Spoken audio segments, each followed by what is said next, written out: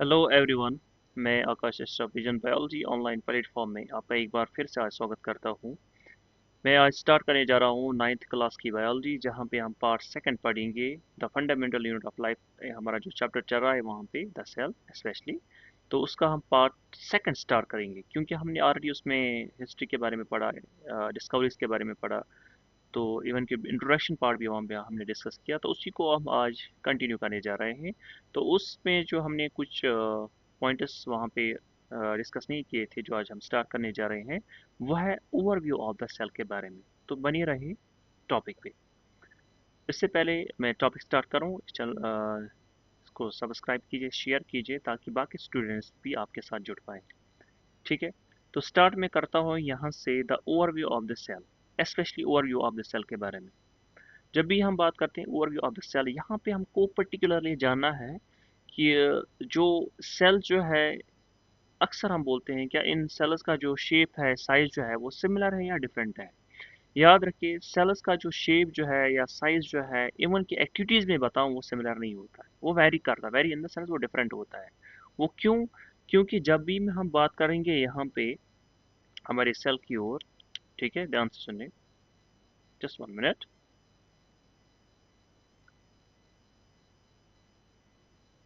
Okay, now याद रखिए, जब भी हम बात करेंगे, जैसे फॉर एग्जाम्पल हमारे पास है आरबीसीएस, ये देखिए, ये हमारे पास है आरबीसी। ठीक है। ये जो आरबीसी है, या अलॉन्ग विद द डब्ल्यूबीसीज, along with the columnar epithelial cells, इन तीनों सेल्स का जो, अगर आप देखोगे ना, साइज जो है वो सेम नहीं होगा। ठीक है, कैसे, वो मैं अभी बताऊंगा। फॉर एग्जाम्पल, पहले हम लेंगे स्मॉलेस्ट सेल। स्मॉलेस्ट सेल में ही स्टार्ट करूंगा। स्मॉलेस्ट सेल जो हमारे पास जो है ना, उसको हम बोलते हैं माइकोप्लाज्म। क्या बोलते हैं इसको? माइकोप्लाज्मा। उसका जो साइज जो यहाँ पे है, वो रहता है 0.3, याद रखिए 0.3 माइक्रोमीटर इन लेंथ। उसी तरह हमारे पास बैक्टीरिया जो है, उसका साइज रहेगा 3 to 5 माइक्रोमीटर। अब बताइए, 0.3 और 3.3 to 5 माइक्रोमीटर फर्क है यहाँ पे। साइज की मैं बात करूंगा, बिल्कुल वेरी कर रहा है यहाँ पे, वो सिमिलर नहीं है। इसी तरह अगर मैं बात करूं largest, largest not longest, largest cell की, लार्जेस्ट सेल जो मानी जाती है वह है ऑस्ट्रिच एग, उसको बोला जाता है लार्जेस्ट सेल। लार्जेस्ट सेल जो है वह है ऑस्ट्रिच एग। इसी तरह अगर मैं बताऊं, आरबीसी जो है, रेड ब्लड सेल्स जिसको हम बोलते हैं, इनका साइज जो रहता है वो है 7.0 माइक्रोमीटर। 7.0 माइक्रोमीटर जो है वो साइज किसका है? आरबीसीएस का। तो इस हिसाब से अगर हम तीनों का साइज जो देखेंगे, वो सिमिलर नहीं है। बीच बीच में अपना वीडियो में पॉज कर रहा हूँ, इसलिए कि आपको स्लाइड अच्छे से देखने को मिलेगा। ठीक है। तो याद रखें, पहला पॉइंट जो मैंने बताया, माइकोप्लाज्म, इसका साइज रहता है 0.3 माइक्रोमीटर्स, बैक्टीरिया का रहेगा 3 to 5 माइक्रोमीटर, और आरबीसी का साइज जो है 7.0 माइक्रोमीटर। इवन के लार्ज सेल जो मानी जाती है वह है ऑस्ट्रिच एग। ठीक है। इसी तरह यहाँ पे नर्व सेल जो है, उसका साइज जो रहेगा वो है 4 मीटर, जो है वो है लॉन्गेस्ट सेल। नर्व सेल जो है वो है longest cell, not largest, longest cell. और इसका साइज रहता है 4 मीटर्स तक, 4 मीटर्स तक। ठीक है। तो मैं फिर से नोट डाउन करता हूँ इस चीज़ को, वो रहेगा 4 मीटर्स तक। ठीक है। तो अगर आप इन तीनों को देखोगे ना, यहाँ पे 0.3, 3 to 5, 7.0 micrometre, along with the nerve cell, इसका साइज रहेगा 4 मीटर्स। ठीक है, 4 मीटर। तो फोर सबों का साइज जो आप देखने को मिला, वो सिमिलर नहीं है, वो डिफरेंट है। इसीलिए यहाँ पे हम बोलते हैं इनका साइज जो है, जितने भी यहाँ पे सेल्स जो देखने को मिलेगा, वो सिमिलर नहीं होते हैं। इनका साइज सिमिलर नहीं होता है। फाइन। लॉन्गेस्ट सेल मैंने बताया वो है नर्व सेल, और लार्ज, ध्यान रखिए, smallest cell mycoplasma, largest cell ostrich egg, longest cell nerve cell. Size के हिसाब से देखेंगे तो सिमिलर नहीं है ये। अब यहाँ पे शेप की बात आ रही है। शेप के हिसाब से अगर हम देखेंगे ना, इनका शेप भी यहाँ पे वेरी करेगा। ठीक है। जैसे आरबीसी का शेप बाइकनकेव होता है, बाइकनकेव मतलब ऊपर से भी कनकेव और नीचे से भी कनकेव। ठीक है। इस हिसाब से ये हो गया कनकेव, जो डिप्रेशन की ओर है। इधर से भी देखोगे ना, नीचे से भी कनकेव। ठीक है। तो अगर आप इन दोनों को जोड़ोगे ना इस तरह से, दिस इज आरबीसी, ऊपर से भी कनकेव, नीचे से भी concave, this is the shape of RBC, biconcave है ये। यहाँ पे दूसरी सेल जो यहाँ पे देखने को मिलेगा वो है आरबीसी, सॉरी, डब्ल्यूबीसीएस। डब्ल्यूबीसीएस का जो शेप है, वो एमीबॉइड फॉर्म में होता है। एमीबॉइड फॉर्म हमने पढ़ा, एमीबा, एमीबा पढ़ते ना हम, तो ऑलमोस्ट एमीबॉइड फॉर्म में होता है। ठीक है।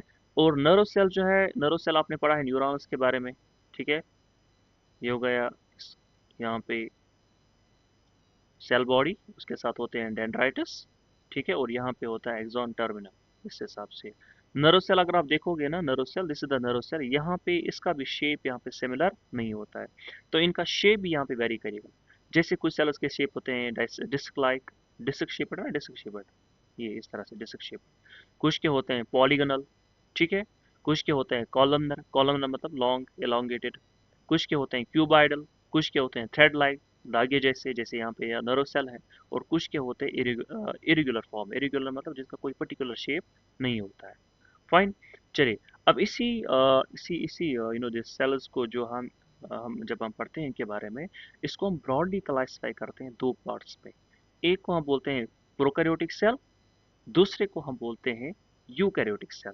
तो क्या बताया मैंने आपको, सेल्स को हम क्लासिफाई करते हैं दो पार्ट्स में जब हम इसकी क्लासिफिकेशन करते हैं, ठीक है, क्लासिफिकेशन, बट ये क्लासिफिकेशन पर्टिकुलरली हम करते हैं on the base of genetic material के ऊपर। वो कैसे मैं अभी बताऊंगा। एक होता है प्रोकैरियोटिक सेल, दूसरा जो हमें पढ़ना है इन डिटेल उसको हम बोलते हैं यूकैरियोटिक सेल, ठीक है, यूकैरियोटिक सेल। बट पहले हम पढ़ेंगे प्रोकैरियोटिक सेल्स के बारे में इन डिटेल। देखते हैं यहाँ पे प्रोकैरियोटिक सेल किस चीज़ को बोलते हैं, फिर से मैं वापस आता हूँ। जो यहाँ पे आपको वर्ड देखने को मिलता है ना, प्रो, प्रो का मतलब होता है यहाँ पे प्रिमिटिव, याद रखिए, प्रो का मतलब है यहाँ पे प्रिमिटिव, ठीक है, या हम इसको बोलते हैं बिफोर। अब यहाँ पे कैरियोटिक वर्ड है, कैरियोटिक का मतलब होता है कैरी ऑन, कैरी ऑन का मतलब होता है यहाँ पे न्यूक्लियस। तो क्या बनेगा word, primitive nucleus, before nucleus. क्यों? क्योंकि इनके पास जेनेटिक मटेरियल है, इनके पास जेनेटिक मटेरियल है, इनके पास जेनेटिक मटेरियल है, मगर मसला यहाँ पे ये है वो बाउंडेड करके नहीं होता है, वो बाउंडेड करके नहीं होता, वो प्रिमिटिव फॉर्म में नहीं होता है, या सॉरी, वो प्रिमिटिव है बट मतलब वो बाउंडेड करके नहीं है, वो जेनेटिक मटेरियल वो फ्रीली होता है यहाँ पे, ठीक है। देखिए यहाँ पे जब हम इस स्लाइड की बात करेंगे ना यहाँ पे, जैसे आपको इसमें देखने को मिलेगा, ठीक है, देखिए, जस्ट 1 मिनट,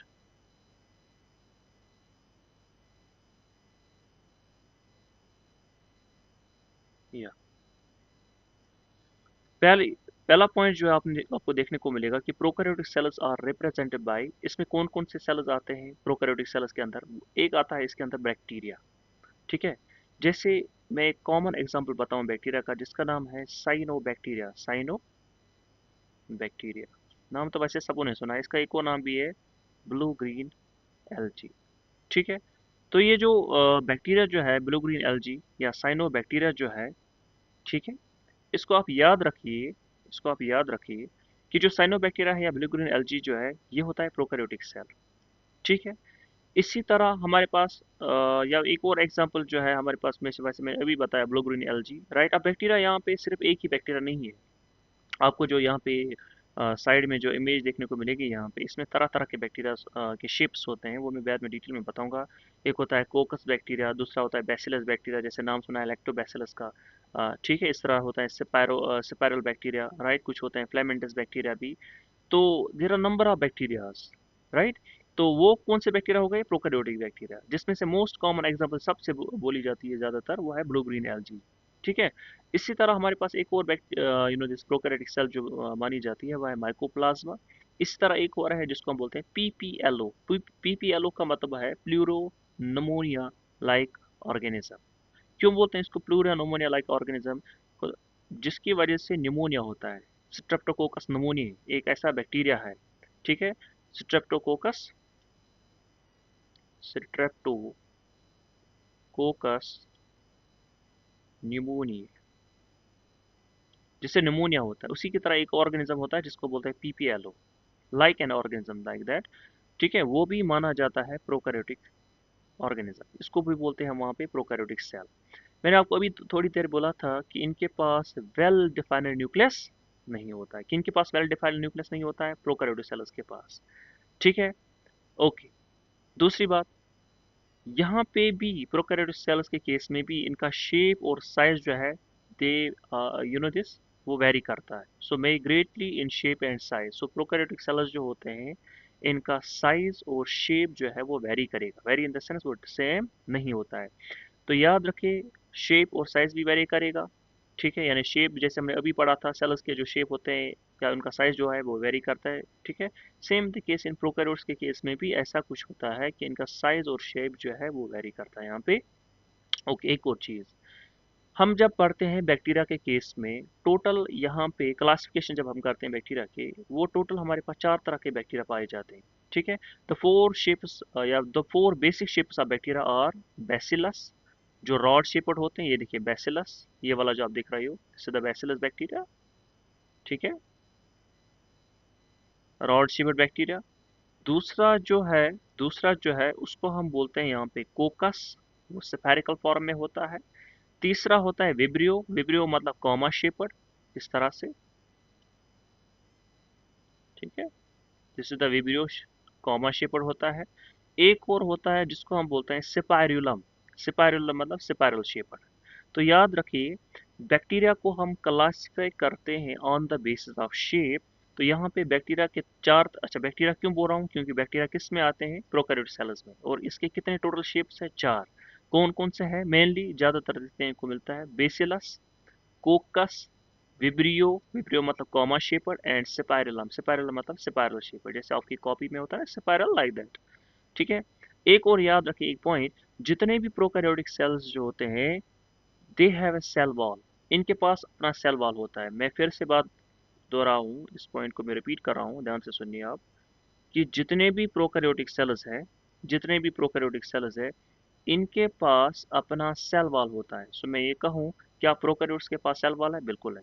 देखिए, हमने अक्सर पढ़ा है एनिमल्स, खासकर प्लांट्स के केस में, प्लांट्स के पास होता है cell wall which is made up of cellulose.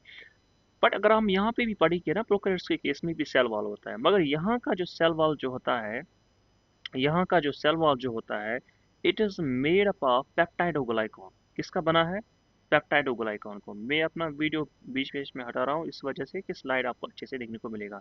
तो सेल वॉल जो है खासकर प्रोकैरियोट्स के केस में, it is made up of peptidoglycan, peptidoglycan. So याद रखिए, जितने भी प्रोकैरियोटिक सेल्स है या प्रोकैरियोट्स है, उनका सेल वॉल जो बना है पेप्टाइडोग्लाइकॉन का। बट इंस्टेड ऑफ प्लांट्स की बात करेंगे, प्लांट्स के केस में मुझे वो अभी नहीं पढ़ाना है, बट फिर भी याद रखिए, प्लांट्स के केस में सेल वॉल जो बना है वो बना है किसका, सेलुलोज का। ठीक है, एनिमल्स, बैक्टीरिया के केस में सेल वॉल जो है it's made up of peptidoglycan, and plants के केस में cell wall is made up of cellulose. ठीक है, नाउ अब हम एक और चीज को समझेंगे यहाँ पे, वो ये है, just 1 minute.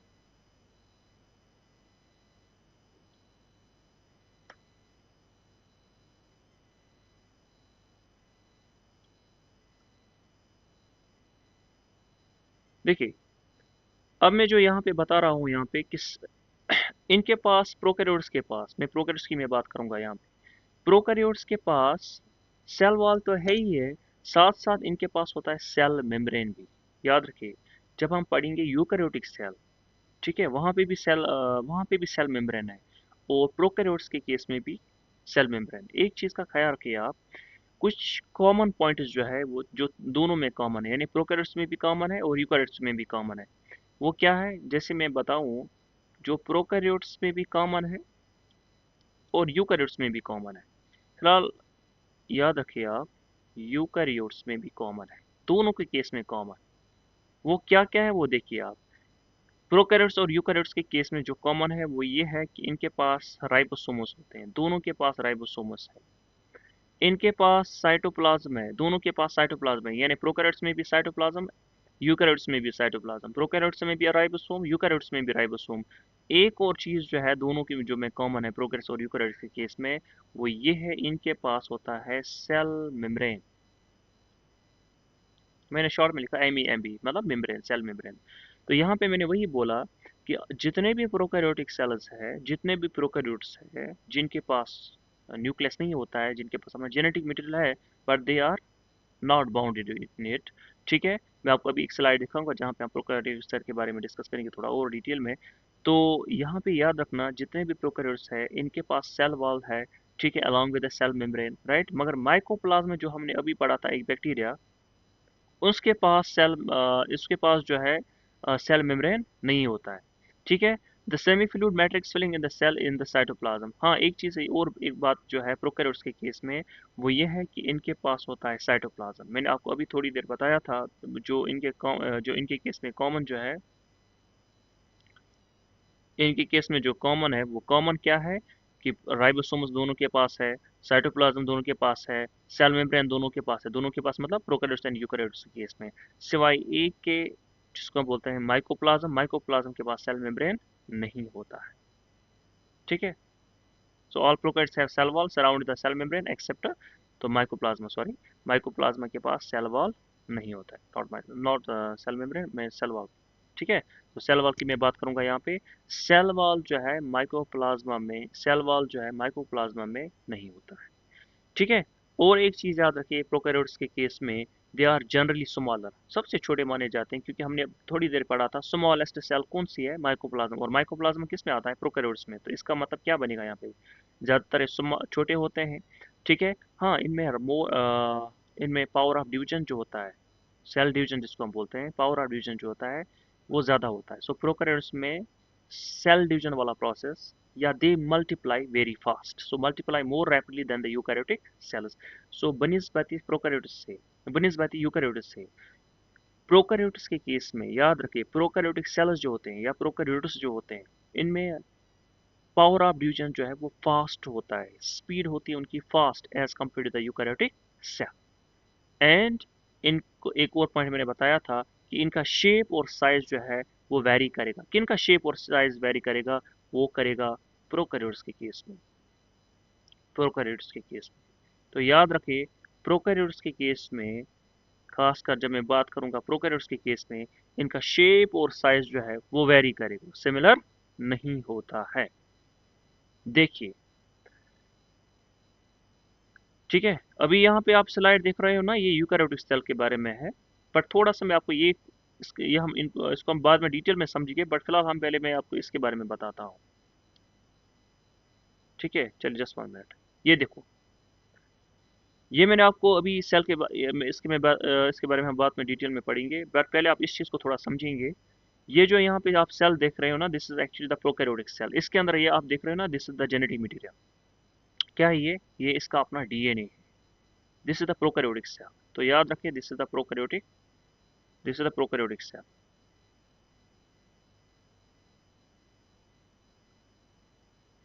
This is the prokaryotic cell. ठीक है। ये है प्रोकैरियोटिक सेल। ठीक है। इसमें हम पढ़ेंगे डिटेल में glycocalyx, cell wall, plasma membrane, ये क्या है मैं बताऊंगा जब हम पढ़ेंगे इसका आउटर लेयर वगैरह। सो ये जो मैंने आपको बताया है, आपको थोड़ा ये जो आपको देखने को मिलेगा, ये रस्सी जैसी बनी है, असल में ये जेनेटिक मटेरियल है इसके पास, प्रोकैरियोटिक सेल के पास। और ये एक और येलो कलर का जो आप स्ट्रक्चर देखने को मिलेगा, दरअसल ये है प्लाज्मिड। इसको हम बोलते हैं extra genetic material. Extra genetic material, ये होता है एक्स्ट्रा जेनेटिक मटेरियल, जिसको हम पढ़ते हैं प्लाज्मिड। ठीक है। तो ये है जो पूरी सेल जो मैंने आपको बताई यहाँ पे, दरअसल ये असल में है यहाँ पे प्रोकैरियोटिक सेल। इसका आउटर पार्ट होता है जिसको हम बोलते हैं ग्लाइकोकैलेक्स। ठीक है। ग्लाइको कैलेक्स इसको हम पढ़ते हैं। फिर बाद में हम पढ़ेंगे इसका जो सेल वॉल वाला पार्ट, जो है आप फॉर एग्जांपल येलो वाला देखते हो, ये सेल वॉल है। ठीक है। इस तरह हम इसका इनर मोस्ट पढ़ेंगे, वो है सेल मेम्ब्रेन के बारे में, सेल मेम्ब्रेन के बारे में। फिर जेनेटिक मटेरियल। ठीक है। तो यही हम डिस्कस कर रहे थे इससे पहले ही कि इनके पास, ये देखो, ये जो जेनेटिक मटेरियल है ना इसके अंदर, ये जो जेनेटिक मटेरियल है ये बाउंडेड करके नहीं है जिस तरह यूकैरियोटिक सेल्स में होता है। जरा देखिए, ये देखो, ये है यूकैरियोटिक सेल। इसके अंदर जो है ना, ये है इसके अंदर genetic material. This is the eukaryotic cell, इसके अंदर न्यूक्लियस है। This is actually the nucleus of eukaryotic cell. इसको हमें डिटेल में पढ़ना है। इसके अंदर जो होता है genetic material, this is the nucleoid here. इसके पास अपना जेनेटिक मटेरियल होता है, ये बाउंडेड है, मगर बंद करे, it's like a leather ball. मगर इसके केस में अगर आप देखोगे ना, ये है जेनेटिक मटेरियल यहाँ पे, मगर ये बाउंडेड करके नहीं होता, इट्स अ फ्रीली।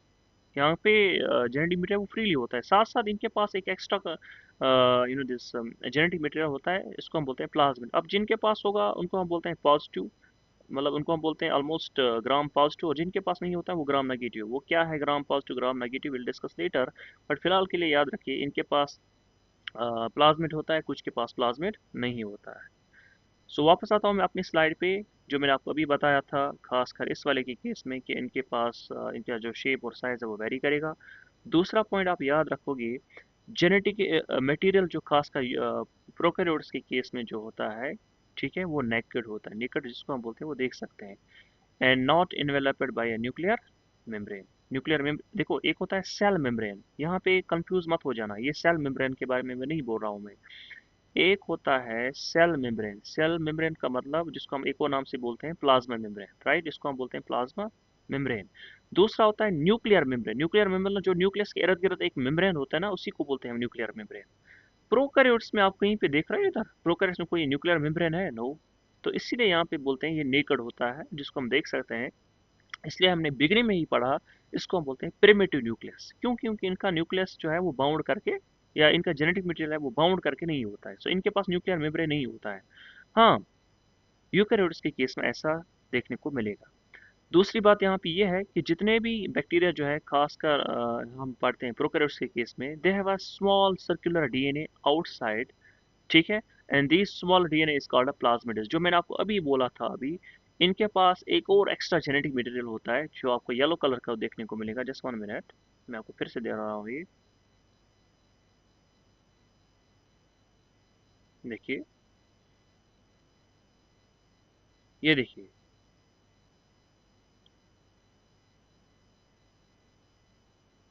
यहाँ पे जो आप येलो कलर का देख रहे हो, ये वाला और ये वाला भी, दरअसल यहाँ पे ये प्लाज्मिड है। ठीक है, वही बात मैंने यहाँ पे भी बोली।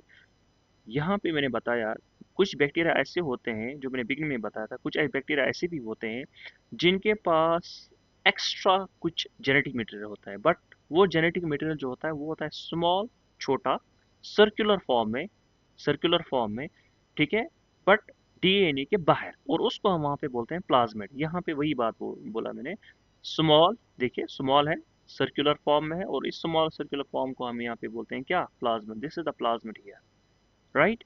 बट कुछ दिस साइंटिफिकली मैं बताऊं, कुछ कुछ पॉइंट्स में इसको बोला जाता है इट्स अ मेल बैक्टीरिया। वैसे तो नहीं होता है इधर मेल और फीमेल, बट बोला जाता है लाइक दैट। ठीक है, it's a male bacteria, positive bacteria. अच्छा, एक और चीज, the plasma DNA confers certain unique phenotypic characters to such bacteria। हाँ, ये इनको कुछ एक स्पेशल कैरेक्टर भी यहाँ पे देता है यहाँ पे इन बैक्टीरिया को, जहाँ पे क्या काम करता है मेनली, ज्यादातर ये plasmid, they act as a resistance to antibodies. यानी ये इनको रेजिस्ट करता है किन से? एंटीबॉडी से। याद रखिए, जो प्लाज्मिड्स में बता रहा हूँ यहाँ पे, प्लाज्मिड की मैं बात कर रहा हूँ यहाँ पे, जो बैक्टीरिया, जिन बैक्टीरिया के पास प्लाज्मिड्स होते हैं, या जिन बैक्टीरिया के पास, खासकर प्रोकैरियोट्स के पास, अगर प्लाज्मिड प्रेजेंट होगा, वो उनको रेजिस्ट करेगा किन से? एंटीबॉडी से। इस चीज का भी आप ख्याल रखिए।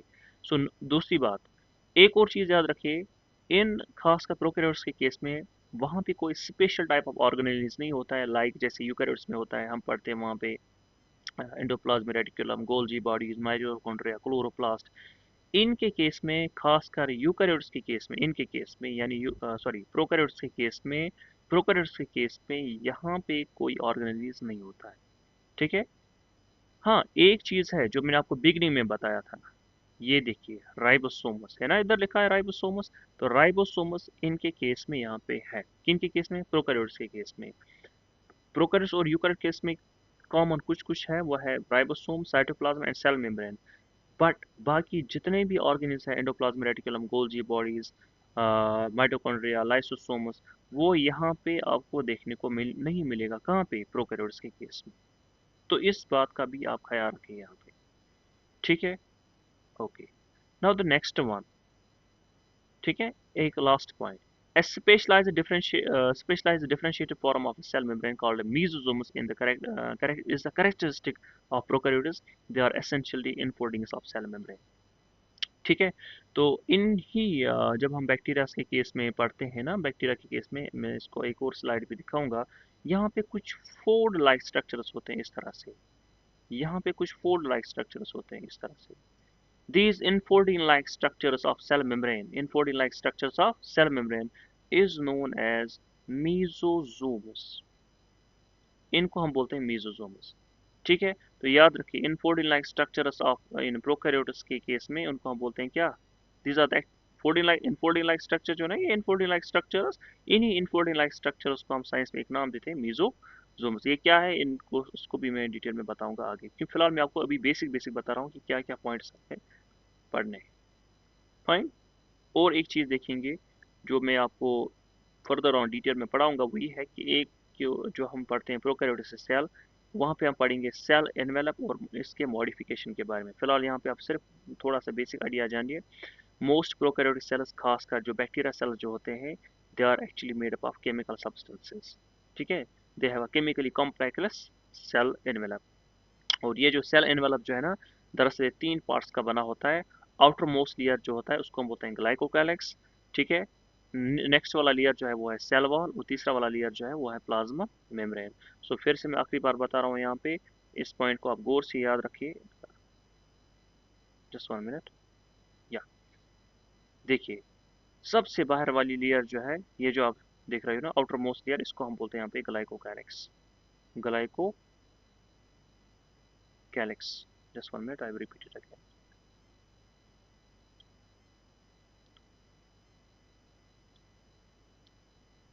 देखिए, क्या बताया मैंने आपको, फिर से मैं बता रहा हूँ यहाँ पे। सबसे आउटर मोस्ट लेयर जो है, सबसे आउटर मोस्ट लेयर जो है, इस वाले पार्ट को हम बोलते हैं ग्लाइकोकैलिक्स। ग्लाइकोकैलिक्स। ये जो आप थोड़ा सा येलो कलर के देख रहे हो ना, इसको हम बोलते हैं यहाँ पे सेल वॉल। ठीक है, और इनर मोस्ट लेयर जो है, इसको हम बोलते हैं प्लाज्मा मेम्ब्रेन। ठीक है, तो इन्हीं तीनों की कॉम्बिनेशन को हम बोलते हैं यहाँ पे क्या, सेल एनवेलप। अब इनका क्या फंक्शन है ग्लाइकोकैलिक्स का, पहला वाला जो आउटर मोस्ट लेयर जो है, फिर क्योंकि यहाँ पे भी हम दो पढ़ेंगे, दो पॉइंट्स यहाँ पे पढ़ेंगे हम। एक है स्लाइम ग्लाइकोकैलिक्स।